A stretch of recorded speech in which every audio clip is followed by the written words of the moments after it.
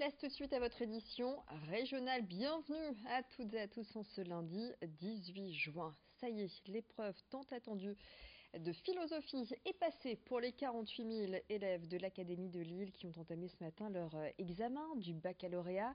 Ils ont eu 4 heures pour plancher sur l'analyse d'un texte littéraire ou sur des questions philosophiques.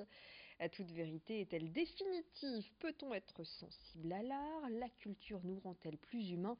Ou le désir est-il la marque de notre imperfection? Voici quelques-uns des sujets qui leur étaient proposés. À Aubourdin, au lycée Beaupré, près de 400 élèves ont passé cette épreuve ce matin. Quelques-unes de leurs réactions avant de rentrer dans la salle d'examen, avant de plancher sur leur copie. Au micro d'Alexis Tessier, je vous propose de les écouter. Je pense que ça va être assez dur et bon, j'espère quand même avoir une pas trop mauvaise note. Moi personnellement j'ai pas très l'impression de passer le bac, je suis pas du tout stressée donc ça va. Bon, on vise 10. Ça va aller, je pense, ça devrait aller. La philo, c'est pas le plus important, donc on devrait s'en sortir avec les autres épreuves, avec un peu de chance. Je vais essayer de faire des fiches et je vais beaucoup regarder sur internet des cours.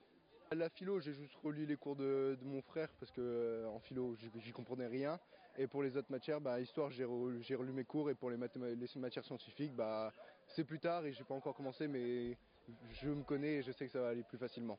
Moi j'aimerais bien tomber sur le désir parce que je l'ai bien travaillé, c'est pour moi le plus simple, donc du coup, mais je pense que ça devrait aller quand même partout, je suis confiante.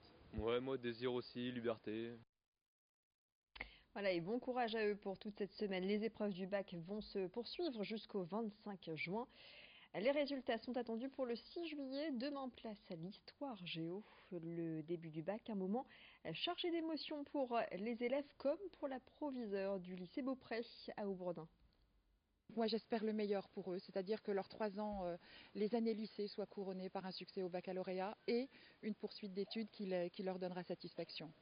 On les connaît, on les voit grandir, ils arrivent en sortant du collège, ils partent pré-adultes, donc c'est un petit pincement au cœur, mais une très grande joie de les voir partir avec le baccalauréat en poche et soit une poursuite d'études ou peut-être un emploi pour certains d'entre eux. En tout cas, de les voir partir heureux, c'est notre objectif tout au long de ces années de travail que l'on a derrière nous.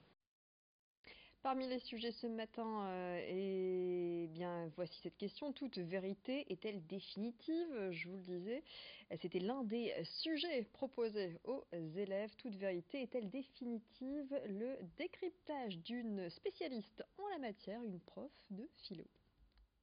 Alors, toute vérité est-elle définitive? Un sujet très intéressant dans le sens où il permet aux candidats de s'interroger sur la dimension universelle, illimitée d'un propos véridique. Il va de soi que la vérité n'est pas définitive. Elle évolue dans l'espace, dans le temps. Elle est donc relative. Et le sujet donc nous invite à réfléchir sur les conditions qui permettraient un propos véridique universel et illimité dans le temps, ou alors effectivement les raisons pour lesquelles le propos véridique doit être constamment remis en cause. Pourquoi?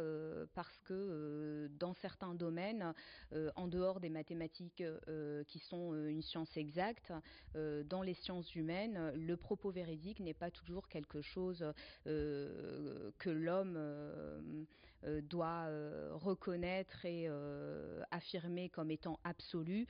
Il est constamment invité à se remettre en question, tant dans sa façon d'établir dans la vérité, que de la recevoir. L'appel du 18 juin du général de Gaulle commémoré ce matin dans notre région à Lille, ville natale de Charles de Gaulle. En présence de Martine Aubry et d'élus locaux, une cérémonie d'hommage s'est déroulée sur la place Riour. Le 18 juin 1940, Charles de Gaulle prononçait un discours à la radio de Londres où il encourageait les Français à ne pas cesser le combat. Un tournant majeur dans l'histoire de la France et un symbole de la résistance. Après un passage par la maison natale Charles de Gaulle dans le Vieux-Lille, Jean-René Le Serre, le président du Conseil général du Nord, s'est rendu au monument aux morts pour cette commémoration. C'est un tournant dans l'histoire de la France de manière évidente. La France est passée sur l'instant du camp des de la barbarie nazie au camp des Alliés et au camp des vainqueurs du second conflit mondial. Donc pour la France, c'est effectivement une date essentielle.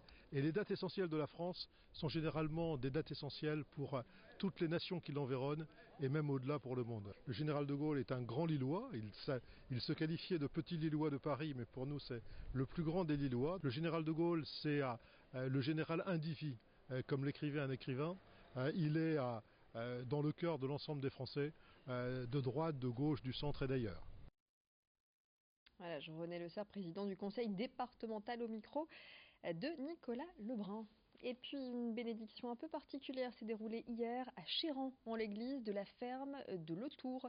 Le père Nicolas Duquesne a béni des poneys, des lapins, des chats et une majorité de chiens après avoir célébré une messe. Cette cérémonie religieuse à destination des animaux domestiques a lieu depuis 4 ans à Chéran. Ces festivités se fondent dans le cadre de la fête de Saint François d'Assise, une personnalité très attachée à la nature et aux animaux. Hier, près de 600 fidèles avaient fait le déplacement. Jacques Ibled est l'un des organisateurs de l'événement. Brieux-Gorchy l'a rencontré à l'occasion de cette bénédiction des animaux à Chéran. Je propose tout de suite de l'écouter.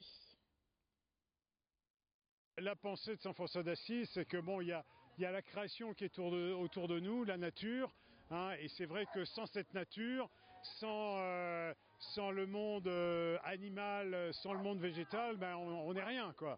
Donc c'est quand même important de temps en temps de pouvoir se poser, hein, et d'avoir une réflexion par rapport à ça. Hein, l'homme est autour de cette nature, la nature subit quand même des agressions multiples, hein, on le sait bien. Donc c'est l'occasion en paroisse, je dirais, de prendre conscience de tout ce monde de création qui est autour de nous. Et c'est la fin de cette édition régionale. À suivre les prévisions météo avec a priori de bonnes nouvelles pour cette semaine. Et puis prochaine édition locale, cette fois sur votre chaîne d'infos. On continue, restez avec nous.